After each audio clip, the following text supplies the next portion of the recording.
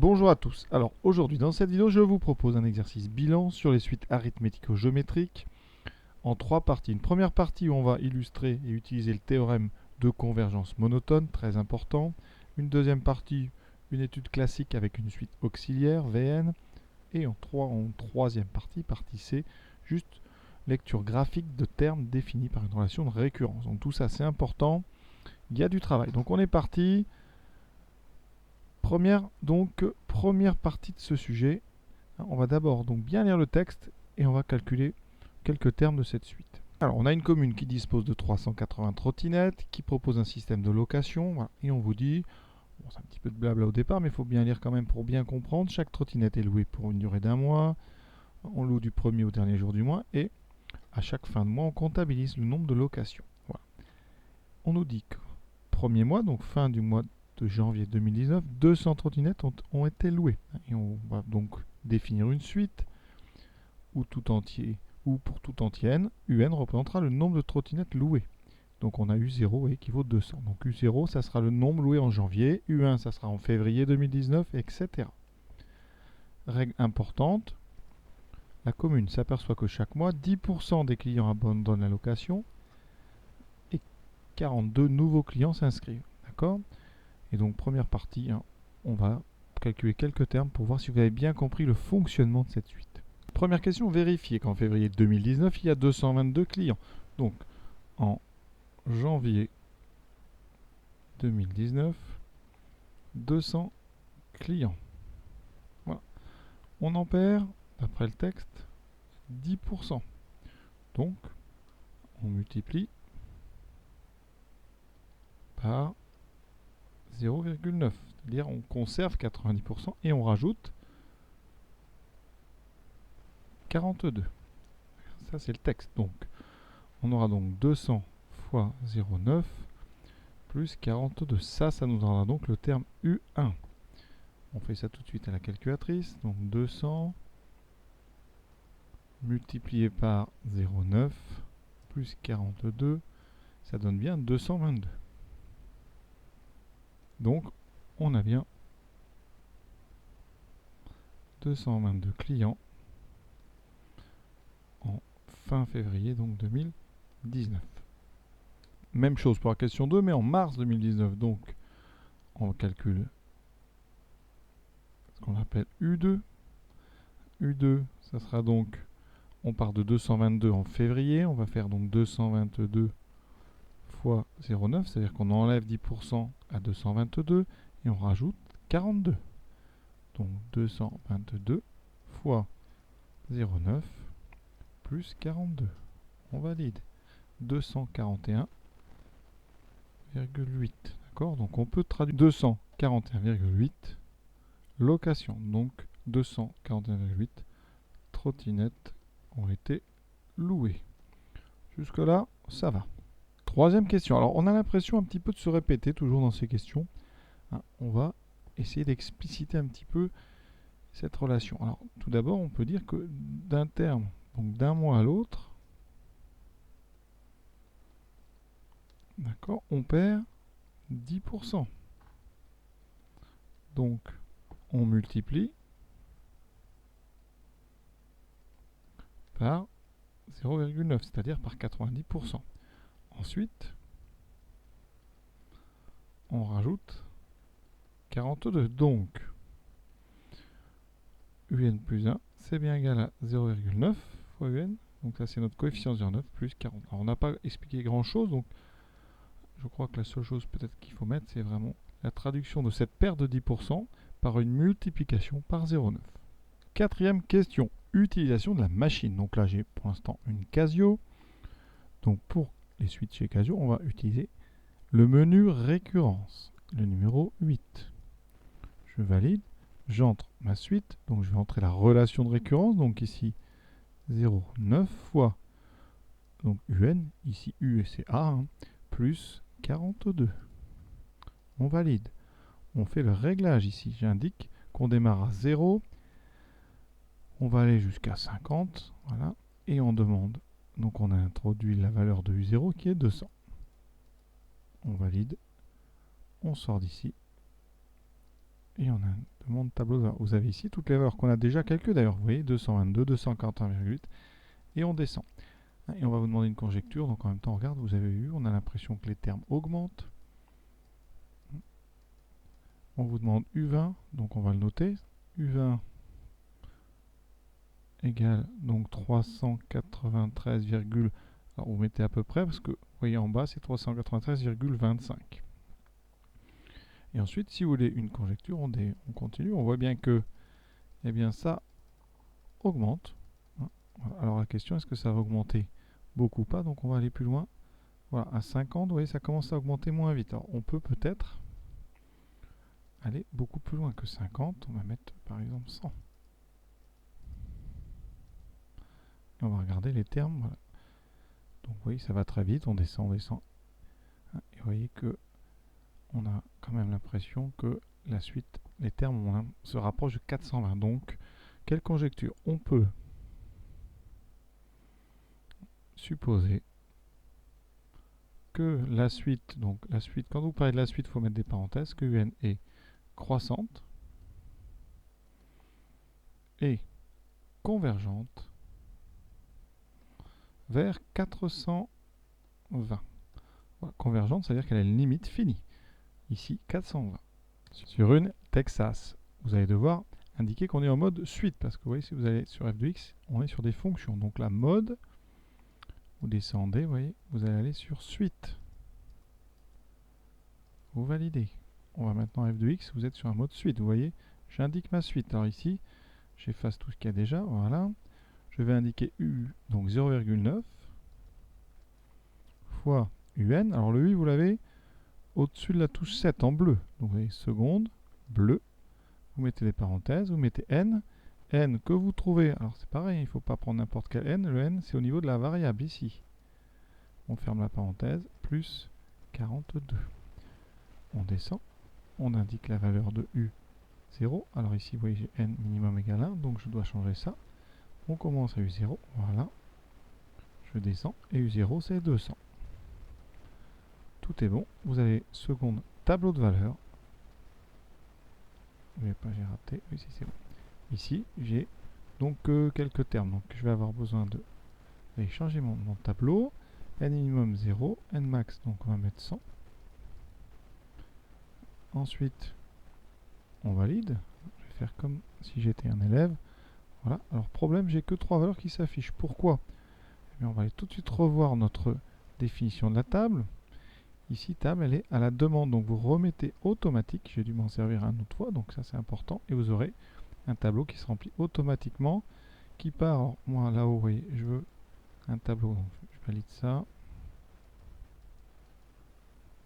Donc je reviens. Je veux un tableau qui commence à 0 et qui va de 1 en 1. Voilà. C'est un petit peu plus compliqué que Casio, mais vous voyez, quand on sait s'en servir, ça marche quand même très bien. Voilà, on descend et on voit bien. Donc U20, et on voit bien la même conjecture qu'on peut faire avec ce tableau. Cinquième question, petit a. Montrez que pour tout entier naturel n, un est plus petit que 420. Là, on va faire une récurrence. Alors, donc procédons. Donc ici, montrons par récurrence que quel que soit n appartenant à grand N, un est plus petit ou égal à 420. Comme d'habitude, initialisation. On regarde ce qui se passe pour n égale 0. On a combien? U0 qui vaut 200. Et 200, c'est effectivement plus petit ou égal à 420. Donc c'est vrai. Cette propriété, elle est vraie pour n égale 0. Maintenant, on passe à l'hérédité. On suppose que pour un certain n, entier naturel, on suppose que un est bien plus petit que 420. Ça, je vous rappelle, ça s'appelle l'hypothèse de récurrence. Notre but, c'est de montrer que dans ce cas-là, un plus 1 est plus petit lui aussi que 420. Alors, quand on a des inégalités comme ça avec le suite, le mieux, c'est de reconstruire un plus 1 à partir de un. Donc, on part de notre hypothèse et on va essayer de fabriquer un plus 1. Donc, on va multiplier par 0,9 qui est positif. Donc, ça veut dire que 0,9 un est plus petit que 0,9 fois 420. Ensuite, on ajoute 42 des deux côtés. Donc c'est plus petit que 0,9 fois 420 plus 42. À gauche, j'ai un plus 1. À droite, vous pouvez calculer. Ça fait 420. Je vais vous le prouver quand même. Donc ici, menu. Il faut revenir à ceci. 0,9 fois 420 plus 42, vous voyez, ça fait 420. Donc l'hérédité est vérifiée. On fait notre petite conclusion et on écrit: la propriété est vraie pour n égale 0, elle est héréditaire, donc elle est vraie pour tout n appartenant à n. Qu'est-ce qu'on vient de faire ici? Eh bien, on vient de montrer que la suite un était majorée par 420. Vous avez bien compris ça, hein? Ici, ça veut dire que notre suite, donc un, elle est majorée par 420. Ça veut dire qu'aucun terme de un va être supérieur strictement à 420. Maintenant, démontrons que la suite un est croissante. Pour ça, pour démontrer et étudier les variations d'une suite, on étudie donc, quel que soit n appartenant à n, on étudie un plus 1 moins un. Et c'est son signe qui nous intéresse. Donc, je sais que n plus 1 c'est 0,9 un plus 42. D'accord, j'ai 0,9 un moins 1 un, ça veut dire qu'il me reste donc moins 0,1 un plus 42. On factorise maintenant par moins 0,1. Ça me donne un moins 42 sur 0,1. Ce qui donne moins 0,1 fois un moins 420. Et ça c'est très intéressant parce que eh bien, on sait que or un est toujours plus petit que 420, quel que soit n. Donc un moins 420 est négatif ou nul. Donc là vous avez un facteur qui est négatif ou nul. Moins 0,1 c'est strictement négatif. Donc le produit de deux négatifs, dont un négatif ou nul, c'est négatif ou nul. Donc un plus 1 moins un est positif. Le produit de deux négatifs, ça donne un positif. Donc ici, vous avez bien compris, hein, sous-entendu, on vient de montrer que un plus 1 est toujours supérieur à un. Et donc la suite, eh bien, elle est croissante. Ça, c'est très important. Alors, voici maintenant une question intéressante. En fait, il y a deux questions ici. D'abord, on va justifier que la suite est convergente. Et ensuite, grâce à cette information, on en déduira la valeur de la limite. Alors, comment montrer que la suite est convergente? Eh bien, on vient de montrer, je l'ai dit, que un était borné. On sait que, enfin pas borné, est majoré. un est majoré. Elle est plus petite toujours que 420. Ensuite, on sait que elle est croissante. Et donc, on pense tout de suite à ce qu'on appelle le théorème de convergence monotone. Suite majorée croissante, elle est convergente. Donc, d'après le théorème de convergence monotone, eh bien la suite un est convergente. D'accord, je traduis tout de suite ce que ça veut dire la convergence. Donc, il existe un nombre réel petit l, tel que limite de un est égale à petit l. Convergence, ça veut dire que la suite a une limite finie. Maintenant, en déduire la valeur de la limite. Alors là, c'est quelque chose d'assez astucieux, mais aussi intéressant. On sait que pour tout n, un plus 1, c'est 0,9 un plus 42. On a ici, finalement, à gauche et à droite, des termes d'une suite. Donc, s'il y a une limite à gauche, il doit y avoir une limite à droite, et ça doit être la même. Or, on sait que eh bien, la limite, quand n tend vers plus l'infini de un, c'est petit l. Donc, la limite de 0,9 un plus 42, c'est 0,9 L plus 42, par multiplication et addition de constantes. Ensuite, on va regarder les termes d'une suite qui serait la suite des termes un plus 1. Mais c'est quoi? C'est les mêmes termes que la suite un, mais décalés. Hein, donc on peut admettre sans justifier que limite de un plus 1, c'est la même limite que un, c'est L. Et on va égaliser les deux côtés. Donc, à gauche, ça tend vers L. à droite vers 0,9L plus 42. Et donc on est tombé sur une équation du premier degré qu'on va résoudre et ça va nous donner la valeur de L. D'accord? Donc je résous, je mets tout à gauche. J'ai à gauche 1L moins 0,9L, donc il me reste 0,1L qui vaut 42.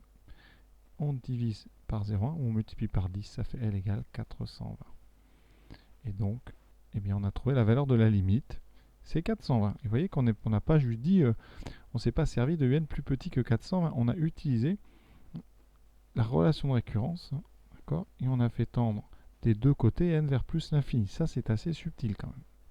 Donc il faudra y penser si on vous demande une limite juste après avoir montré qu'une suite est convergente. Partie B. Donc maintenant, on va utiliser une suite auxiliaire Vn qui est définie par, donc pour tout n, Vn égale un moins 420. Montrons que Vn est géométrique. Donc là, c'est assez classique. On part de quel que soit n, on part de Vn plus 1. Et on va essayer de revenir à quelque chose fois Vn, qui est une relation caractéristique des suites géométriques. Donc Vn plus 1, qu'est-ce que je sais? Bien, seule chose que je sais, c'est que Vn, c'est un moins 420. Donc Vn plus 1, c'est un plus 1 moins 420. Ensuite, je vous rappelle que un plus 1, c'est 0,9 un plus 42. On n'oublie pas. Donc, ça veut dire que j'ai 0,9 un moins donc 42 moins 420, ce qui fait 378. On factorise par 0,9, ça fait un moins 378 sur 0,9. On regarde combien ça fait.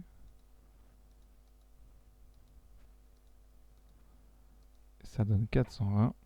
Donc on trouve 0,9 fois un moins 420. Et un moins 420, ben vous devez reconnaître. C'est exactement l'expression de Vn. Donc ça fait 0,9 Vn. Conséquence. On vient de montrer que, quel que soit n appartenant à grand N, Vn plus 1 c'est 0,9 Vn. Et donc, c'est une relation qui caractérise une suite géométrique de raison 0,9. Et on me demande là, faites bien attention, on lit le texte, on veut la raison et le premier terme.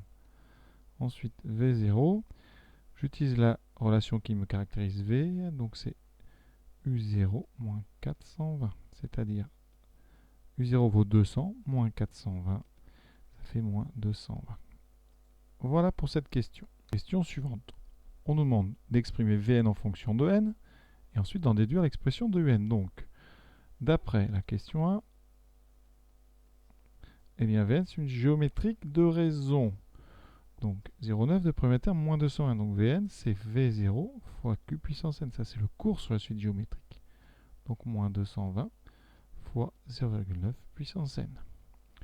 D'où, eh bien, comme on sait que eh bien, Vn c'est un moins 420, alors c'est pas de d'où encore ici. Or, on sait que pour tout n appartenant à grand N, ben, un c'est Vn plus 420. Vous voyez ça, je tire ça de cette relation-là.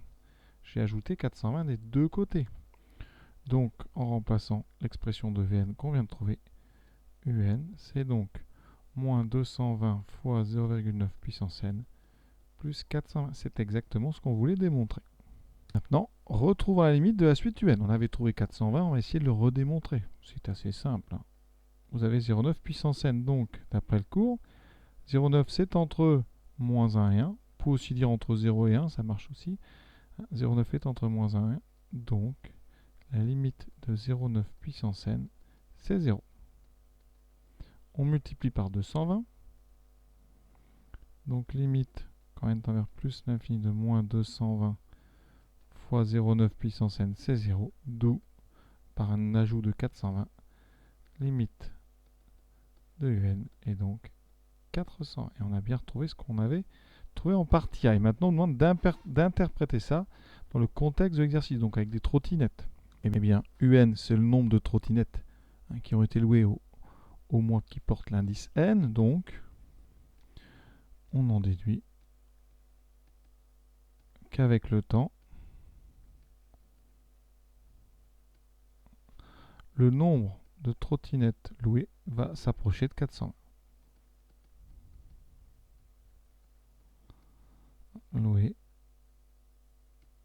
se rapproche de 420. Alors, on ne sait pas avec juste la limite si ça va dépasser ou pas. Ça pourrait osciller autour de 420. D'accord. Bon, après, si vous rajoutez l'information que la suite est croissante avec une limite 420, ça veut dire qu'on va se rapprocher de 420 sans jamais le dépasser. Donc voilà tout ce qu'on pouvait dire donc sur cette question. Donc pensez bien à dire que on se rapproche de 420 sans forcément indiquer qu'on ne le dépassera pas ou d'autres choses. La limite, c'est juste que ça donne un comportement global. On va se rapprocher de la valeur 421. Maintenant, on passe à la partie algorithmique. La commune possède initialement 380 véhicules. D'accord ? Et on veut savoir, puisque la limite c'est 420, ouais, ça va se rapprocher de 420.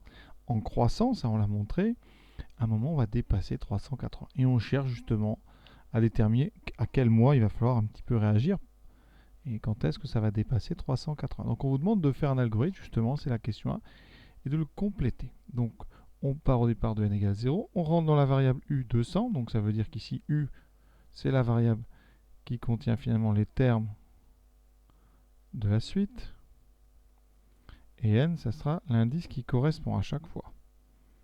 Donc au début on a rentré u0, et on veut donc calculer quoi? Des termes de la suite, jusqu'à ce qu'on dépasse finalement 380. Donc on va continuer de calculer tant qu'on n'a pas dépassé, donc tant que u est plus petit ou égal à 380, on n'a pas de problème, on a encore assez de trottinettes, d'accord?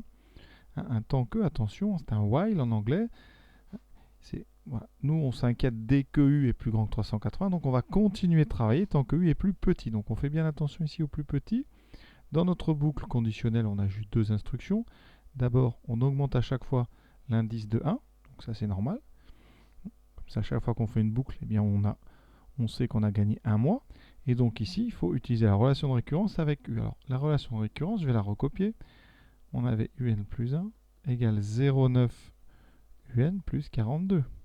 Mon u, c'est un. Donc quand je vais utiliser u, je vais faire 0,9 fois u plus 42. Donc ici, vous ne mettez pas de n dans la formule. On n'utilise que la variable u.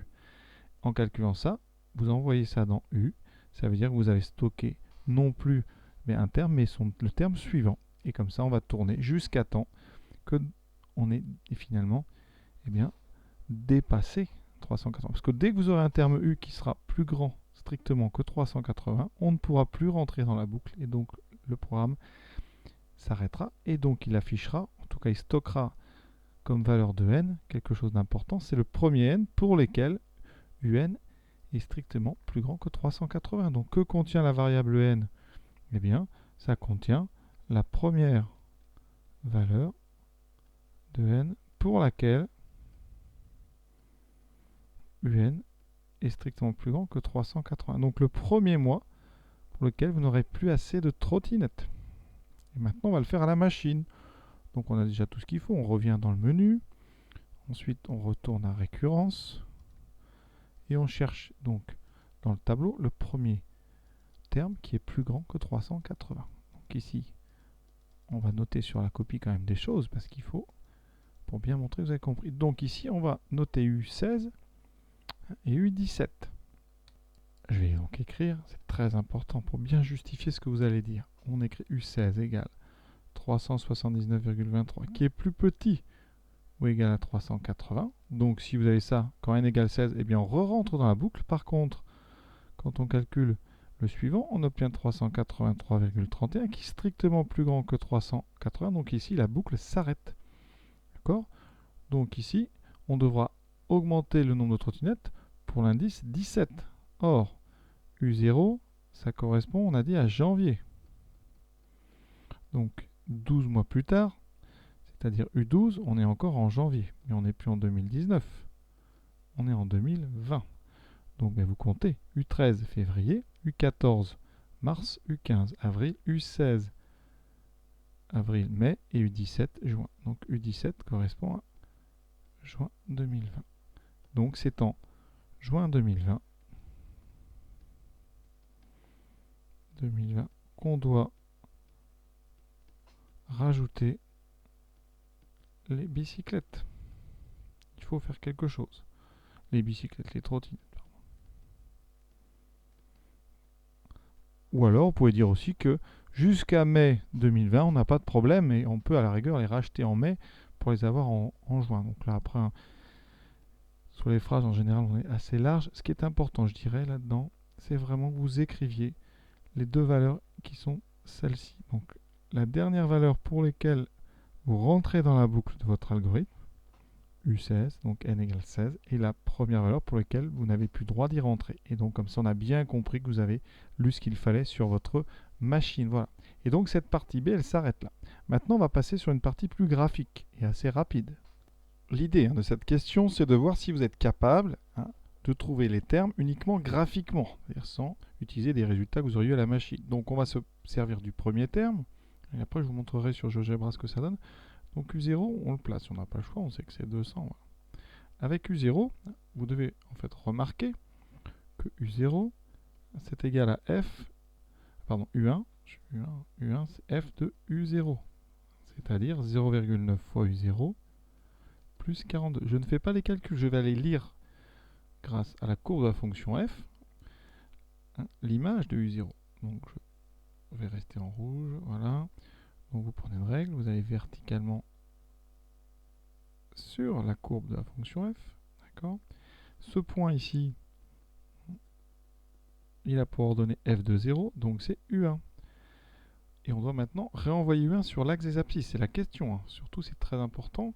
Il faut placer sur l'axe des abscisses par construction géométrique. Je ne dois pas me servir de calcul. La construction que je vais utiliser, c'est tout bête. Ici, je vais utiliser cette fameuse droite. D'accord, cette droite ici, qui a pour équation y égale x. Ça veut dire qu'ici, quand je prolonge mon trait horizontal, j'obtiens un point ici qui est intéressant, qui a pour coordonnée, donc qui a pour ordonnée U1, puisque je l'ai mis sur l'horizontale, et donc, puisque c'est y égale x, pour abscisse U1. Ça veut dire que ce point-là, ici, eh bien, si je le projette sur l'axe horizontal, je vais avoir placé U1 sur l'axe horizontal. Et on va continuer. Si je veux U2, U2, c'est l'image de U1. Donc, je fais exactement ce que je viens de faire avec U1 pour obtenir U2. Je vais donc aller chercher sur la courbe, c'est-à-dire vers le haut, ici, ce point-là. Ce point-là qui, en le projetant horizontalement, me donnera U2. Mais si je vais vers la droite, ici, j'obtiendrai un point sur la droite qui a pour coordonnée U2, U2. C'est ça toute l'astuce. Comme ça, si je projette ce point sur l'axe horizontal, j'ai réussi à trouver U2. Et on va comme ça procéder de la même façon. Vous voyez qu'un petit escalier est en train de se dessiner ici. Voilà. Et donc après, je vais avoir ici un troisième point, U3, U3. Donc si j'envoie ce point en bas, eh bien j'aurai réussi à placer U3. Et ainsi de suite. Ça veut dire que on peut comme ça avoir une idée de ce que deviennent les termes assez vite en poursuivant l'escalier. Alors c'est pas toujours très précis, mais ça permet de voir le comportement de la suite qui est visiblement ici croissante. Et on imagine que eh bien, la limite de la suite, ça va être l'intersection de ces deux droites, donc quelque part par ici. Donc on peut ici conjecturer que la limite sera sur l'intersection des droites, en tout cas l'abscisse de l'intersection des droites, et que cette suite elle est croissante. Je vais vous montrer ça sur GeoGebra